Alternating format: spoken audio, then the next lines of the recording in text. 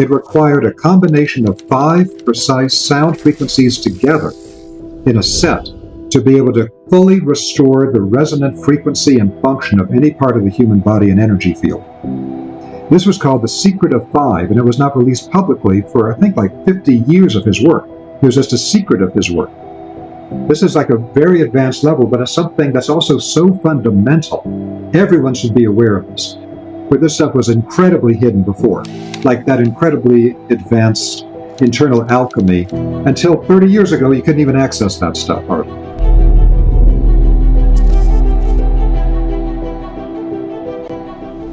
These invisible waves of sound structure all of matter. And so this is the field of cymatics. And so I've worked with people in the cymatics field now for decades. And I also worked with Mandara Cromwell, who's the person who is the leader of cymatherapy, how to apply the cymatic sound waves in complex sound codes, a method developed by Dr. Peter Guy Manners in Britain in the mid-1900s, but now moved up to a higher level of technology. They started out with like Chladni plates, in which you'd have like just like a metal plate that would have powder on it, and you draw like a violin bow across the side of it, and according to the note you created, it would immediately form up the amorphous mass of powder into a very specific geometric mandala. And now we can do it like Hans Jenny did. He would use pastes and gels and liquids, and you could see that whenever you get this invisible wave of sound, it will immediately structure the physical matter. It's the waves that actually construct the form of the human physical body, that give it its form. And so with the sonic waves, this can be taken very, very far, but it shows people visually, in a very immediate way, change the sound vibration in an invisible wave, and it will immediately change the physical structure of what's being impacted by the wave. It shows people visually how invisible waves actually create all form and all energy patterns. Then you've got the aspect where once they discovered what these different vibrational sounds do in creating these structures, as I mentioned, a British osteopath named Dr. Peter Guy Manners in the mid-1900s created a system at his clinic outside of London where he could apply complex sound codes. And one of the fascinating things about the cymatherapy sound codes is he found that his goal was to be able to restore the core resonant frequency in the organs of the body, connective tissues, energy field, everything. And so what he found is that using just one sound alone was not sufficient. 2 was not sufficient. 3 was not sufficient. 4 was not sufficient. It required a combination of 5 precise sound frequencies together in a set to be able to fully restore the resonant frequency and function of any part of the human body and energy field. This was called The Secret of Five, and it was not released publicly for, I think, like 50 years of his work. It was just a secret of his work. But The Secret of Five is very important, bringing together those different frequencies into a sound complex code. And he also found that to get that full resonating ability in the body, it's not enough just to hear it. Those complex sound codes need to be driven directly into the tissue of the body through a transducer. But cymatics is the perfect illustration of how invisible waves structure all physical matter and are the foundation of all life and existence. And cymatherapy is the healing application of that in extremely advanced forms. One of the great lost secrets of all spiritual development, of all personal development, is the concept of structuring the subtle bodies. This was something I was really exposed to through the work of Dr. Samuel Sagan at the Clear Vision School in Sydney, Australia. And it really put me on a really good path back in the 90s for this. So the idea of this is that our energy bodies, our subtle energy, has a particular structure to it. Very advanced spiritual teachers will sometimes develop the capacity to perceive the subtle energy structures in the bodies of their students. Because all of our karmic history, everything we've done in the past, whether in this lifetime or earlier lifetimes, all of that collapses into specific structures in our energy field. That means that our energy field is geometrically structured. There's a sacred geometry to every person's energy field as a unique structure in the universe, because they're all structured slightly differently. There's commonalities between them all. We all have the 7 chakras and acupuncture points and all that. But which of those are really active in our field? Which of those are really sedated or dormant? Which of these are properly formed and which of these are distorted? Which of the links between the centers are operating or are not operating? This creates different sacred geometry patterns in the energy field. For someone who's very advanced in this as a spiritual teacher, they might even be able to see what spiritual traditions a person trained with earlier in this life or another life, because the practices you learn from any spiritual tradition invisibly structure the energy in your field.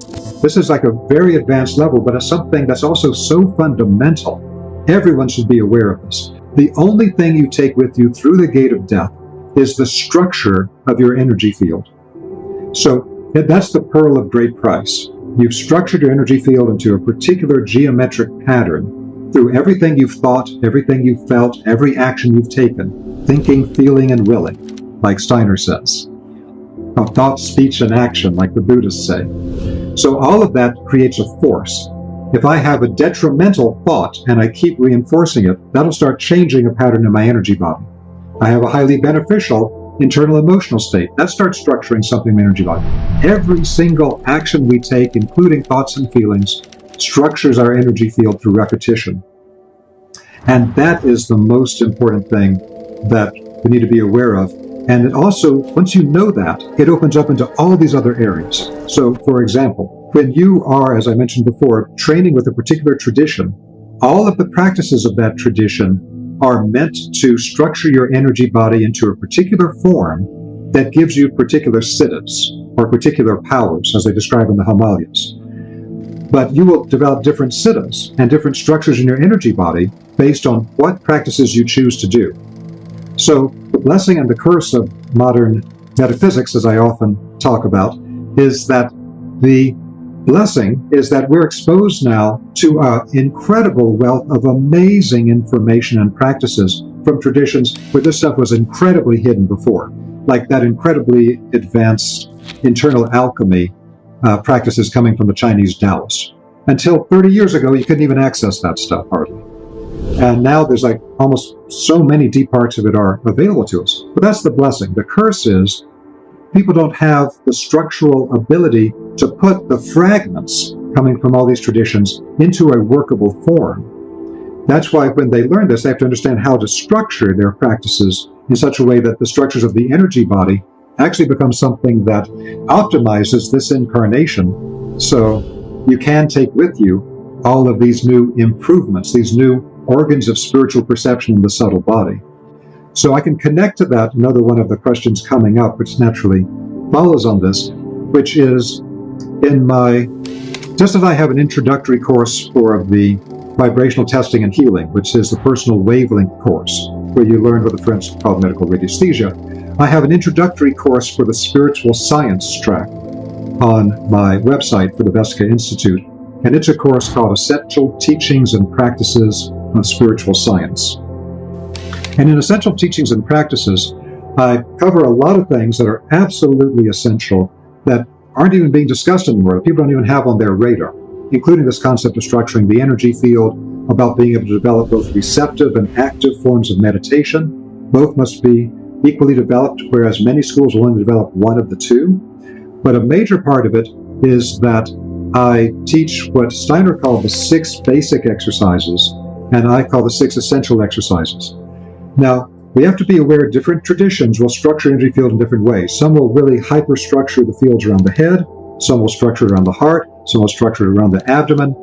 But the issue around all of this that Steiner was aware of and the European Rosicrucians found a solution to is that our entire body of energy has to have an organizing center, like the point in the center of the circle. If you don't have an organizing center for any energy field, it becomes chaotic and it can become destructive. There must always be an organizing, balancing, harmonizing center. That's the whole point of biogeometry. So what Steiner actually described was a series of 6 exercises in which you observe the content of your thinking, your feeling, your willing, and then you start developing other capacities in your internal life. And so in the Essential Teachings and Practices course, I go into detail on each of the 6 practices, and then I expand it beyond what Steiner talked about, because Steiner gave out somewhat of the receptive aspect of the observation of these faculties inside of us, but you need to add to it the active side. So I describe both sides of it as the 6 essential exercises. So what Steiner made clear is that although it might appear that these are just kind of general exercises with your thinking and your feeling and your willing, that what it actually does is each of the 6 exercises is developing one of the 12 lotus petals of the 12-petal lotus of the human heart. And so 6 of them, he said, were already developed by us in previous ages, previous lifetimes. But we have 6 that must be developed in our current time. If we can develop those 6 other lotus petals on the 12-petal lotus of the heart, that will allow the entire heart to become active as an organizing center for the entire body of energy.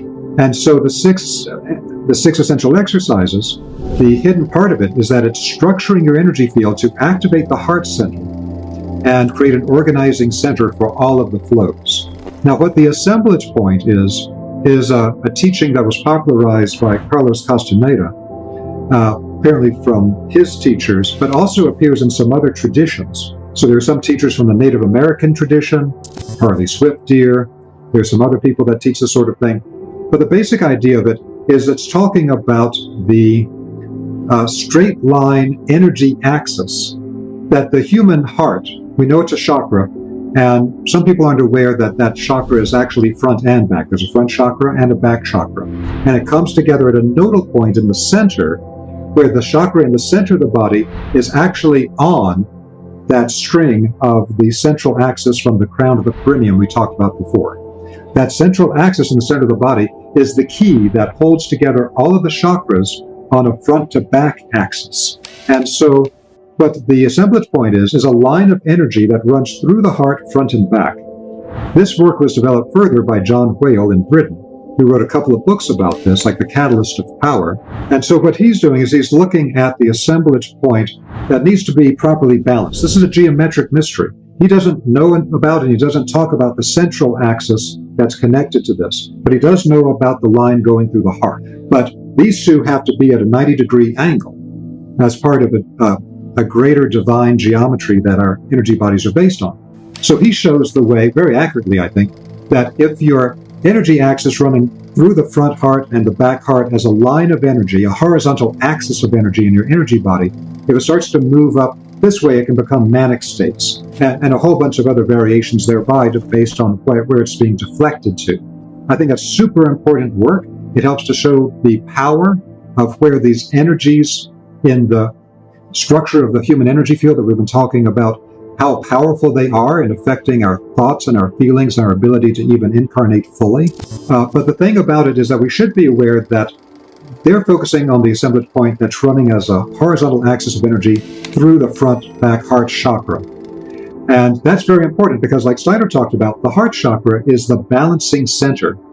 And so that's like a key place that has to be activated first to organize everything else in your energy field.